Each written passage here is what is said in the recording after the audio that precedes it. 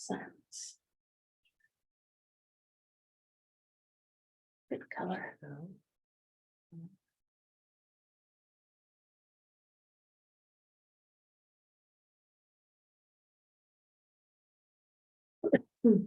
We might have to do one more of these.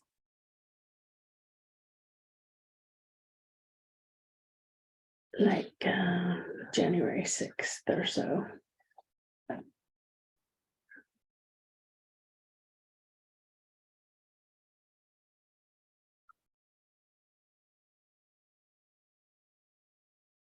How are you?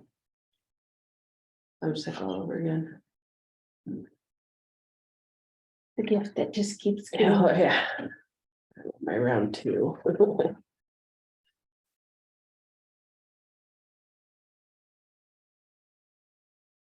How many of you are out there on the screen? 3.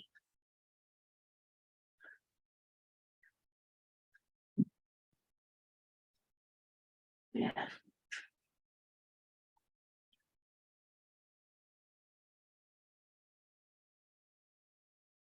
Oh, wouldn't that be something if we didn't have any attendance?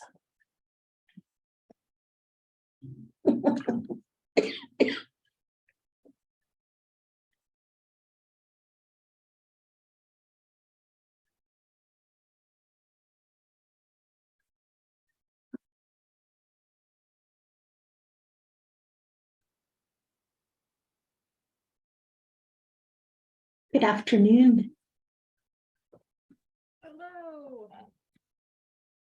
Oh, we gotta turn you guys up.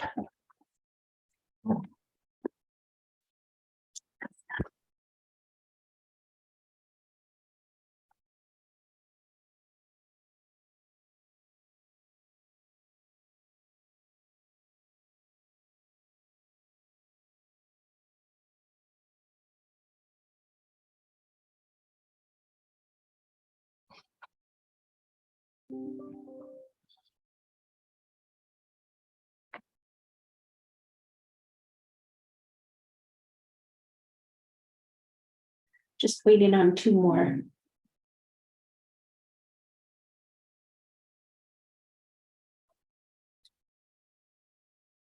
Oh, it's not even 1 o'clock yet.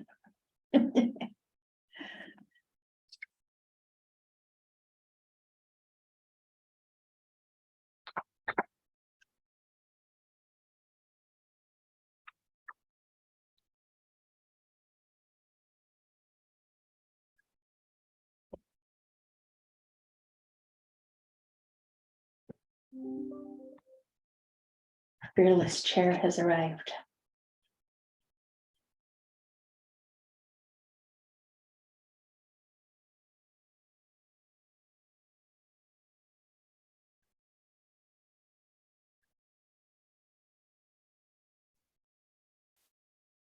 Hello.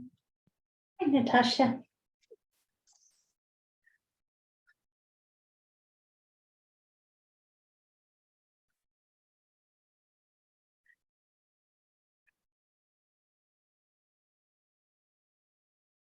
Ta-da.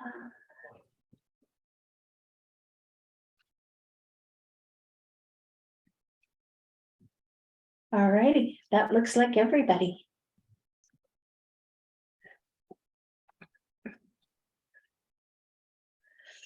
Okay.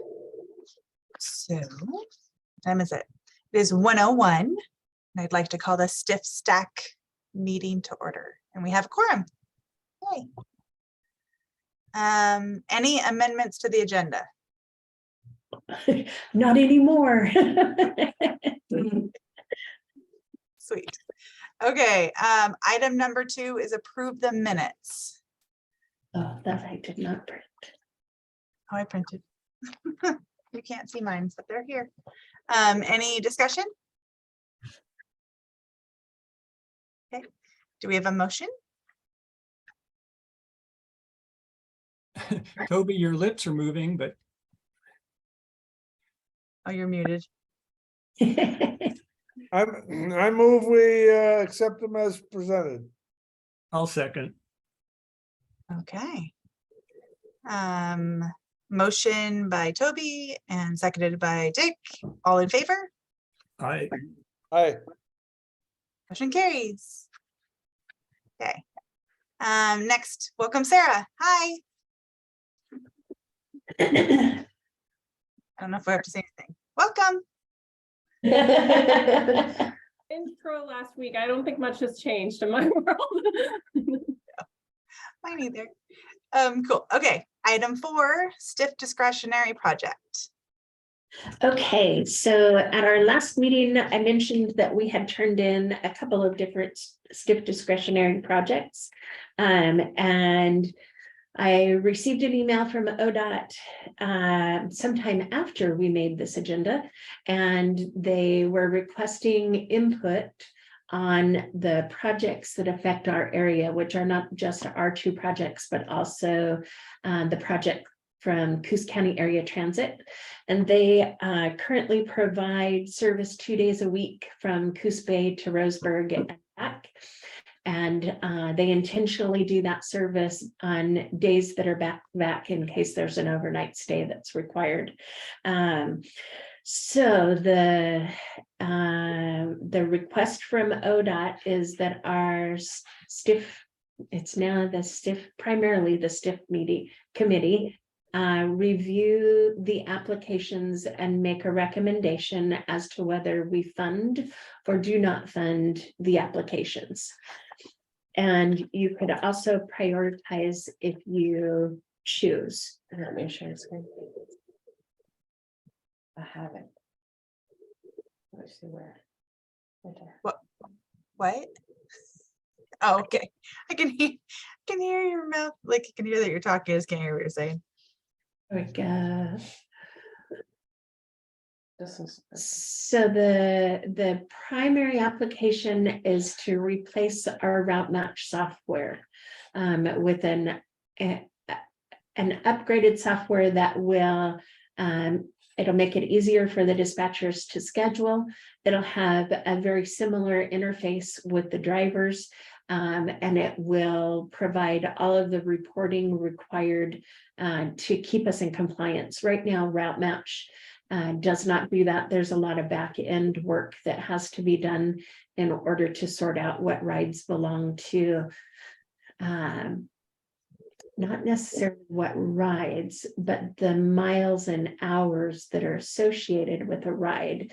So if we do multiple different kinds of rides on one vehicle, then the reporting does not separate the hours and miles associated with that, and that's one of our requirements. So that was the first application, is for the replacement software for route match with a microtransit addition to that.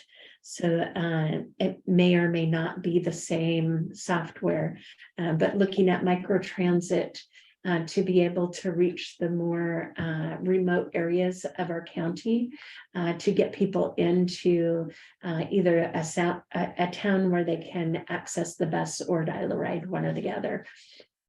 So that's project number 1. The second one is a combination of projects. It is the IT, and they're both named exactly the same thing. Because once I submitted the letter of interest, ODOT put the project title in, and you could only submit a project that had that title.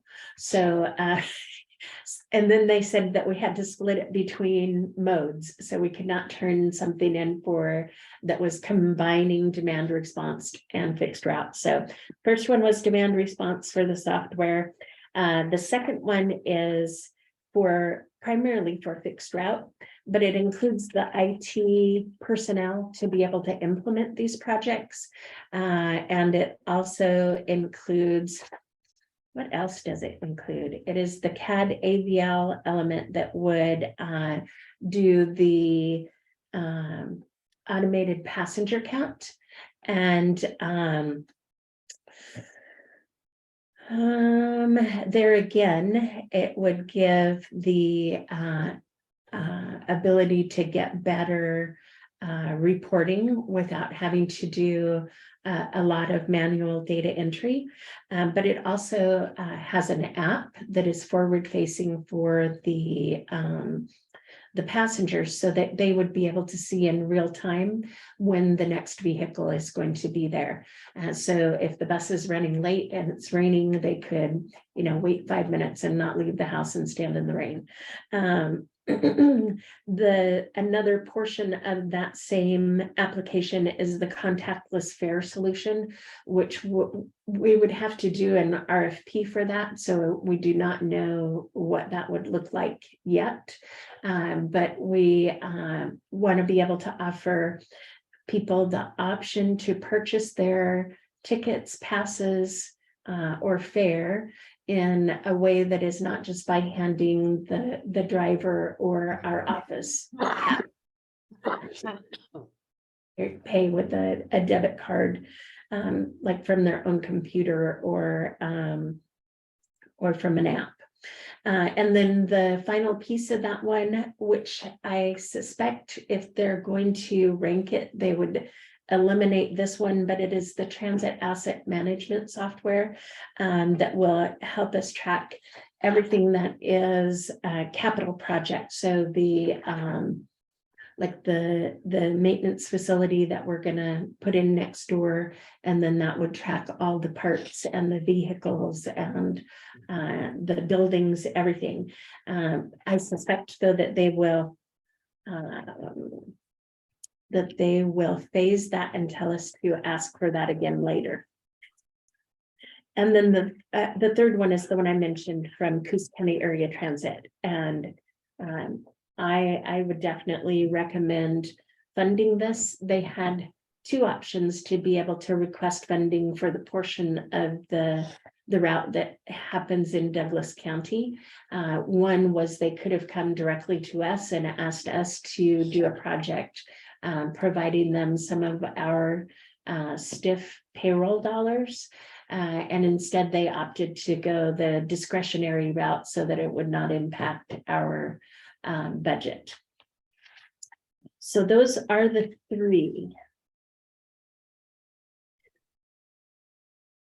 Okay, so what does this process look like? Are we having discussion or voting or? So you would probably want to, well, yes.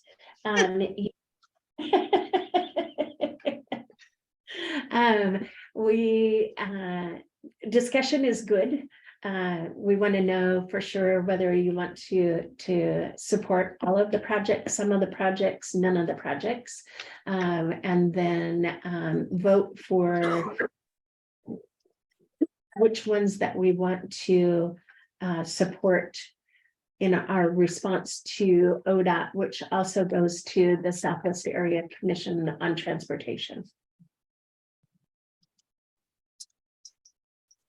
I'm assuming you're in favor of all of them. I personally am, yes.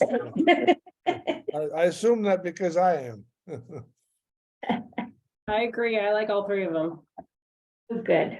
And all of them, I mean, money wise, they work out. That's what I was just looking at. Oh, yes. So this is a First STIF. one.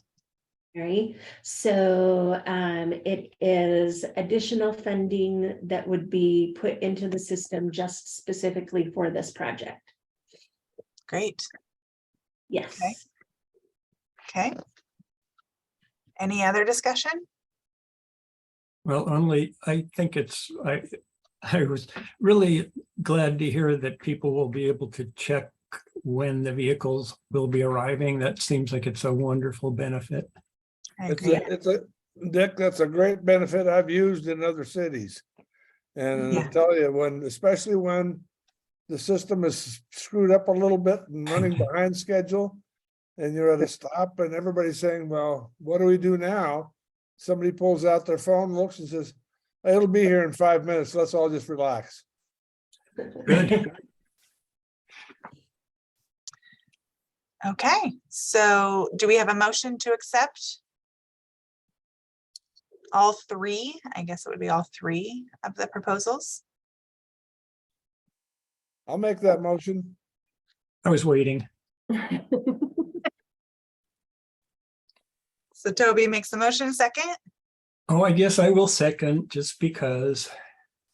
Okay, motion by Toby, seconded by Dick. All in favor? Hi. I, Okay, motion carries. Okay, moving on to item 5, 5311 allocation.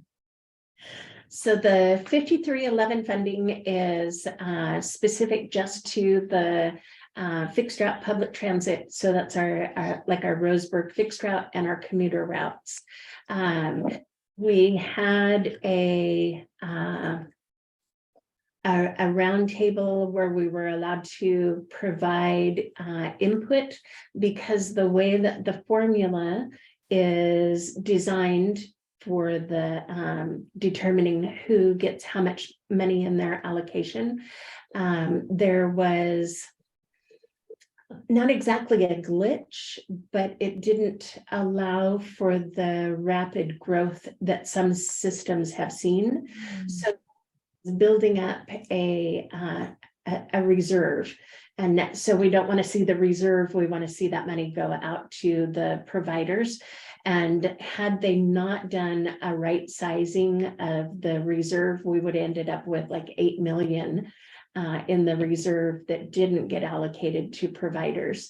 So as a result of the right sizing formula that they did, we, instead of getting 110%, which is the most we could have gotten before, it's 100% of what we got last year plus 10% more. Our allocation is 115%. So we benefited from this to the tune of about $200,000.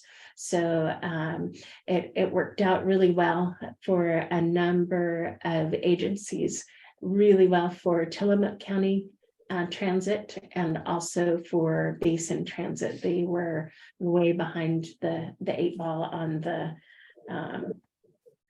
the formula allocation. So what this does is it just lays out for you the 3 projects that we typically put into the 5311 funding. There are 2 different match rates. Operation is a much higher match rate of 43.92%, and admin and preventive maintenance are both at 10.27%. It makes sense. I pulled the numbers and played with them to see what it would look like if we had a greater number in the operations and less in admin and preventive maintenance. And the way that it's set is about the best that we can do. Our preventive maintenance, with the just all of the crazy things that have happened, well, and the fact that we have 28 vehicles we're maintaining instead of 17. So that was a huge increase over the previous biennium. But we're running right about $50,000 a quarter for the preventive maintenance. As we get new vehicles on board, that should decrease. But for right now, that's where we are. So that's why we put such a high number in the preventive maintenance. And then admin, that offsets the STIF funding that we use for admin as well. And then operations, that's just a small chunk of operations, actually. So that's the way that I recommend splitting the 5311 formula. Okay, and the match rate is determined by them, I'm assuming. Is that correct? Is that where this 43.92? Okay. Yes, it's a federal match rate. Okay. Sweet. Any other discussions? Do we need to vote on?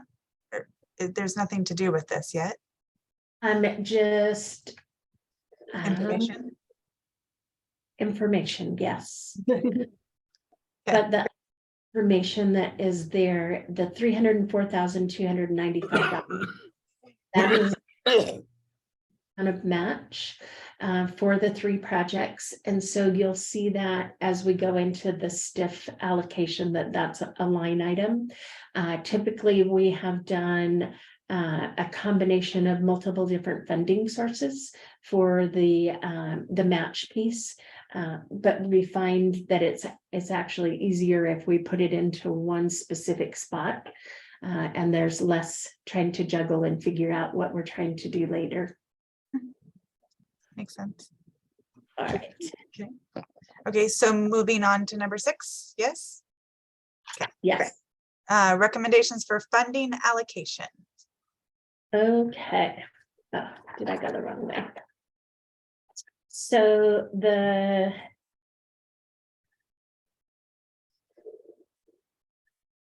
I hate to tell you, but as I got into the final piece of this process, I realized that I need to go back to the numbers because when we allocate for the National Transit Database, they take the total expenditures for the year for the entire company, and it is split between fixed route, commuter route, and demand response.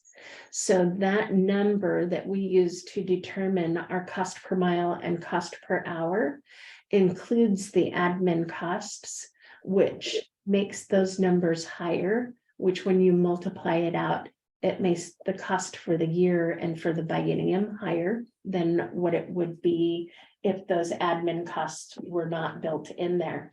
I did not have any way to, at that point, when I realized that, to backtrack and fix it quickly.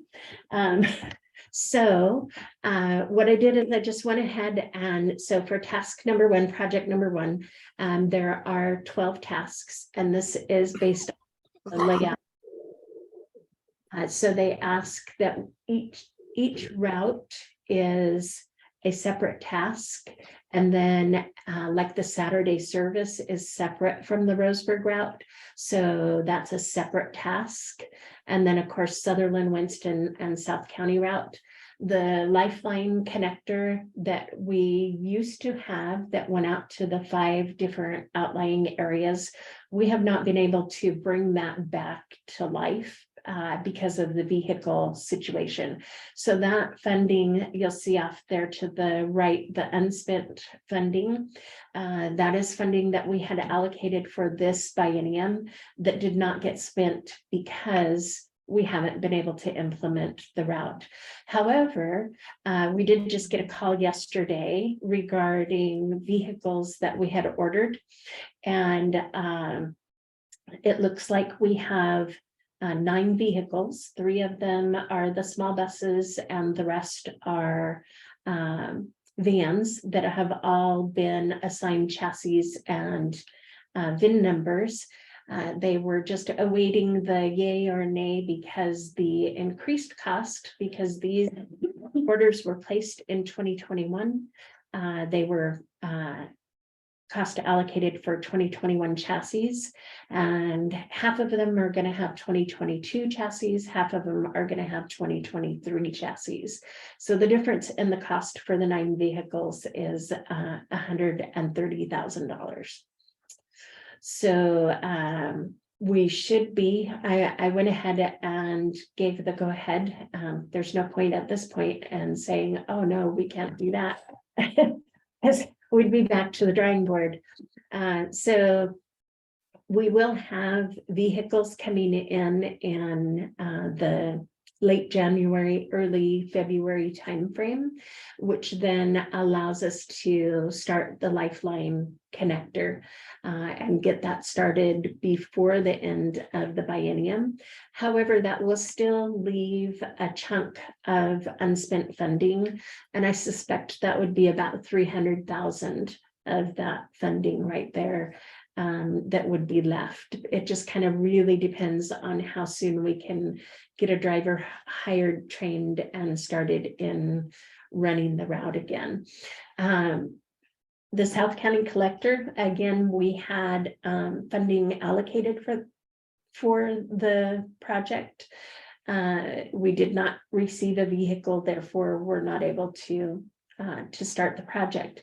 What we're finding in that project is we had not put enough money aside for a full 2 years. We had only put enough funding aside, I believe it was for 6 months when we initially did, because we had anticipated it taking a little while to get it started.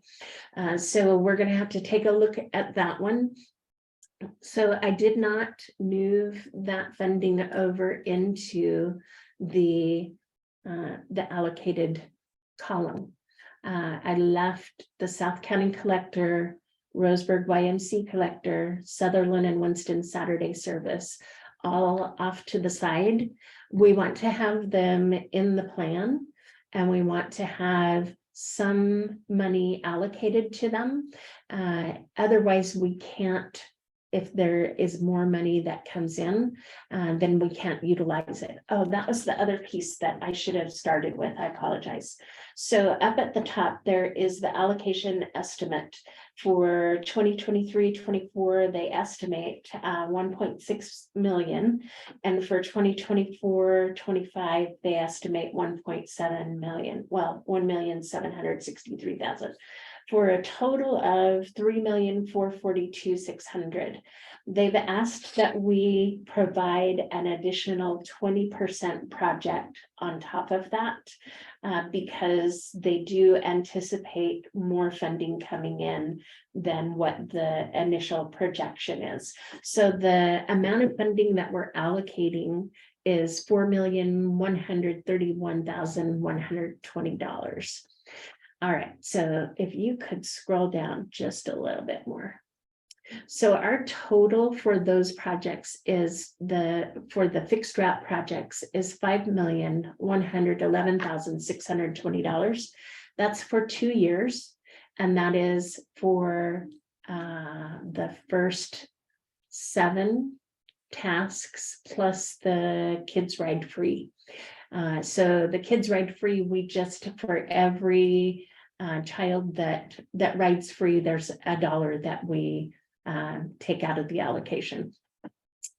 And it just helps us track, and it helps us show that we are expending funds toward primarily high school students, but we didn't want to limit it to just high school students riding free, so we have all kids riding free.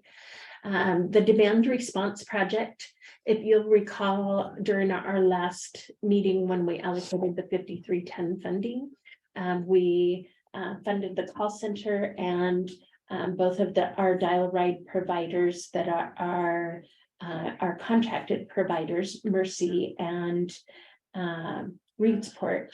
And so we also had some additional funding that was for paratransit as well. So the paratransit service area is expanded. And so we have added more funding into paratransit and reduced funding out of the dial-a-ride service area.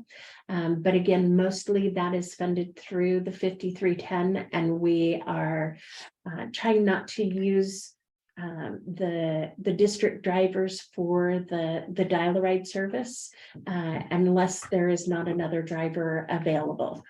So those are rough numbers. I have no way of projecting whether that is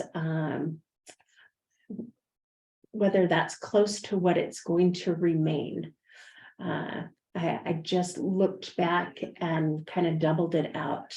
Our last year for demand response, I believe it was 837,000 was spent on demand response.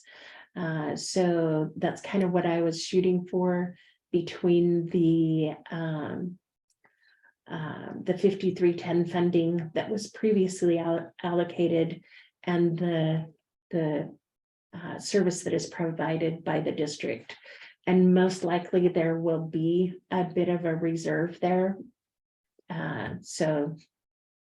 But you just don't know. You don't know when you're going to have 5 drivers or when you're going to have 3 drivers or 0 drivers. It's just been really interesting trying to keep drivers and and folks that actually want to work. So project number 3 is just the admin that covers both Christine and my salary, as well as our finance manager and our HR and IT contracts. And then the expenses that are admin related, the building payment, the rent on the downtown office, insurance, and those kinds of things. So, and that is based with the numbers that were spent for the last year for all of our salaries and benefits and expenses and the HR and IT contracts. So okay, number 4, the vehicle match. So we had previously put aside, had just gradually put aside more and more money for the vehicle match. And we had thought that we were going to have money left over to roll forward. There were a couple of unanticipated things that happened. Of course, one was the delay in getting all of the vehicles. The second was the increased match cost for the vehicles that we're receiving. And the third was receiving the low-no grant for the 3 electric buses as well. So we have effectively spent out our entire pool for match that we had previously put aside. So the 300,000 is a recommendation. It's not hard and fast. It's not because we have more vehicles ordered or anything like that. But it is definitely, even if we don't put 300,000 in it, it's something that we have to start rebuilding that reserve to be able to replace vehicles. And our capital project contingency, we had previously over the last couple of STIF funding cycles managed to put together about 600,000 in our capital project contingency, which is just enough to pay the match costs for the 2 grants that we received, for the 5339 grant to develop the initial part of the property, and then the low-no grant that is combined with another 5339 that will build the preventive maintenance facility and the parking structures and those kinds of things. So the recommendation for capital project contingency is to ensure that if we run into unexpected costs, we have cost overages, things cost more than when we originally spec'd the plans, that we won't end up in a spot where we can't continue forward and utilize the full grant. So there again, it's a recommendation. It's not a hard and fast number, but it's kind of a gut feeling too. And then project number 6 is for shelter. We had previously put aside 25,500 for shelters. We have not yet utilized that funding. The price for shelters has gone up a bit, especially if we're looking at a different version of shelter that is a little different profile that allows the driver to be able to see into the shelter easier, has less glass, so the shelter is not as easily vandalized. And so we did not spend that funding. It is still there and available for that project. My recommendation would be that we roll that forward and add to it.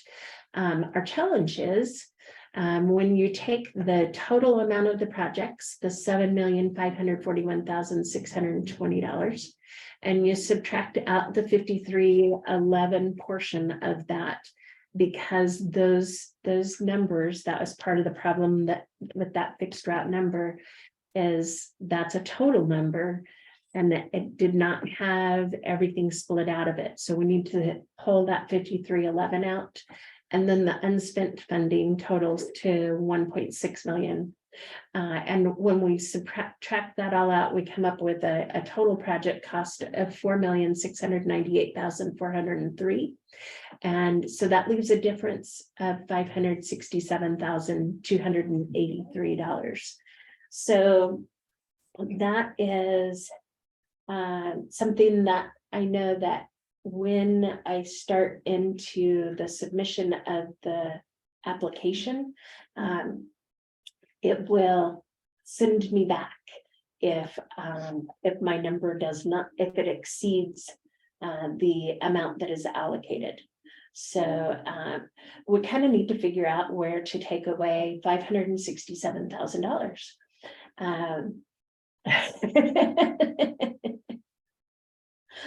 So I'll turn it over to you guys, because I know that I could say this, and this, but I really need that. The way the project or the way the group should function is that you should make those recommendations to me. Because otherwise I'm telling the committee what to think and you're supposed to make the recommendation. So I'm going to turn it back over to you. Okay, Questions? so first, well, discussion. So my first question is, of project 1, task 8, 9, 10, and 11 are not funded then for next year. Is that correct? Or what is that? What's that final column? Or So second to final column? that unspent funding is Before the unspent, the column before that. So there's numbers all the way down, but it stops at 8. That's the, if you allocate at those numbers, then yes.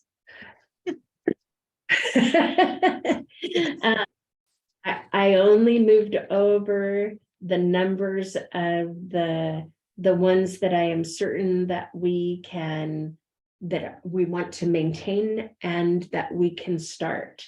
The other ones we want to remain on the task list, and they previously had funding allocated to them, like the 806,000 for the collector there in Roseburg. That is a collector that would go to areas that are not currently served. It would serve the YMCA, down to Staples and Bimart and up past Colony Market and Calkins. And then it would cross over on Troost to the movie theater, Social Security office, and that area up in there. And then it would continue down, come back over onto Stewart Parkway, and it would go around through Evergreen and that area back there, which is also not served currently. You can get off at either the McDonald's or Albertson stop and walk back into those areas, but it's not an area that's actually served by a route. And then it would also go on up to the like along Edenbauer past Applebee's and over to the Home Depot, and now the In-N-Out area. You could go to In-N-Out on the bus for lunch. So that is a project that has been long-standing, that we've really wanted to get that into place. So that is the other challenge. If we move that number over and hang on to that funding, then that changes the number of funds that are not allocated, or that are it's the difference between what we want and what we have. Okay, thank you. I just wanted to clarify. Yep. You lost me for a second. So, okay. So So to keep a hold of what we currently have and what we expect to move forward, that's 5.1. Yes. Got it. Okay. Do committee members have opinions on projects?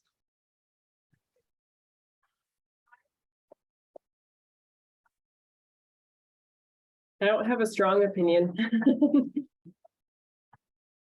But we don't see those anymore, right? They're off the screen. Some of them are up, yeah. Yeah.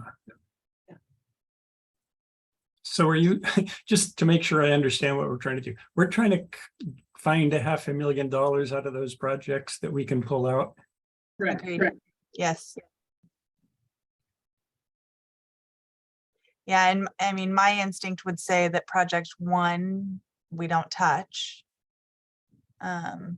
Project 2, this is expansion. This is not where we are right now. Is that clear? Yeah, so, and this is the part that's just, It's guesstimation. if I had the 1.2 million for the 5311, that is interspersed among all of those tasks in project number 1. So in essence,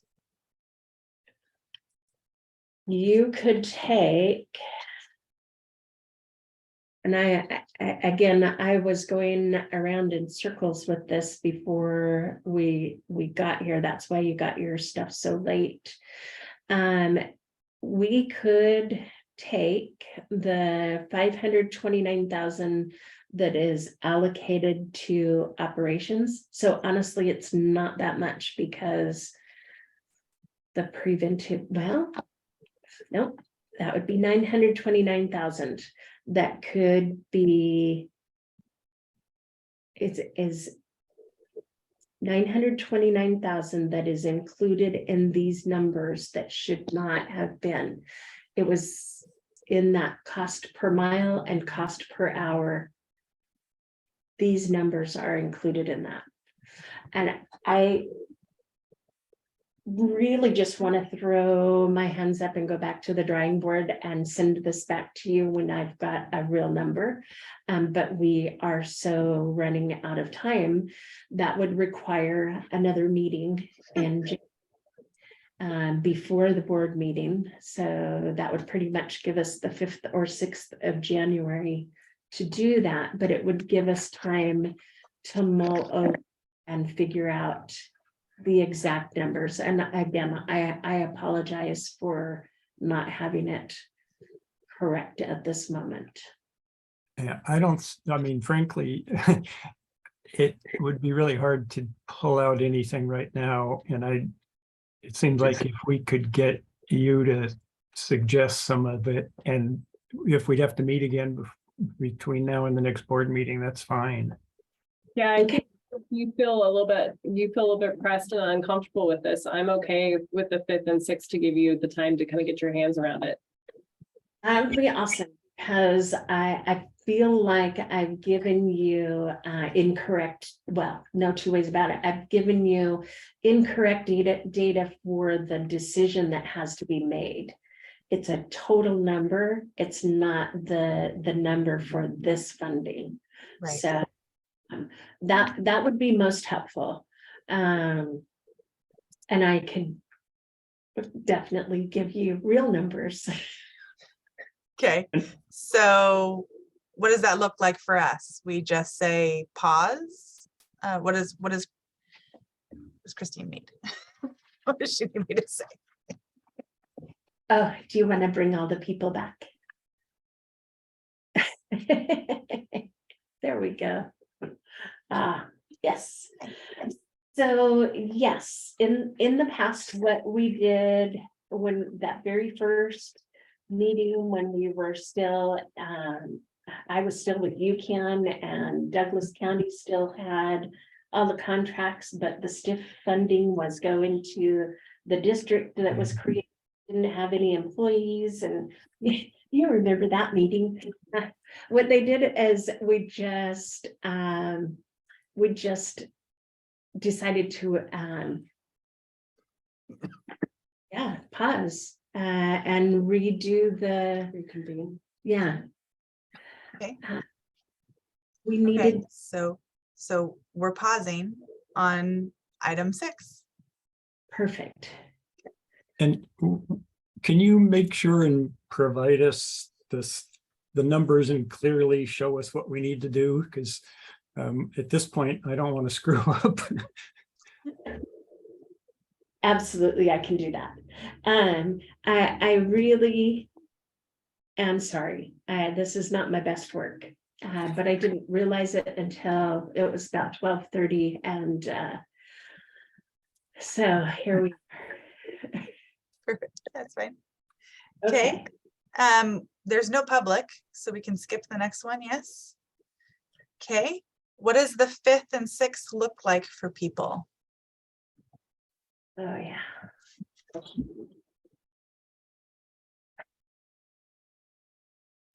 December, January. 5th.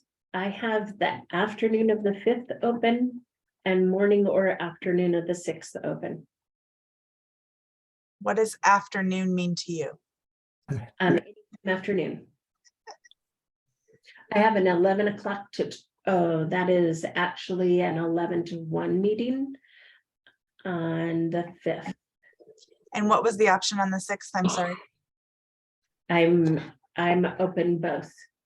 The only thing I have on my calendar is lunch. Okay, I have a 1 o'clock. I'm open from 10 to 1. On the 6th, I have a 1:30 on the 6th, so I can do a 10 or after 11. Ooh, if we could all do 10, that would be. 11. That would- so that's Friday the 6th, right? Yes, 10 a.m. Better be AM. that works, Sarah. Yeah.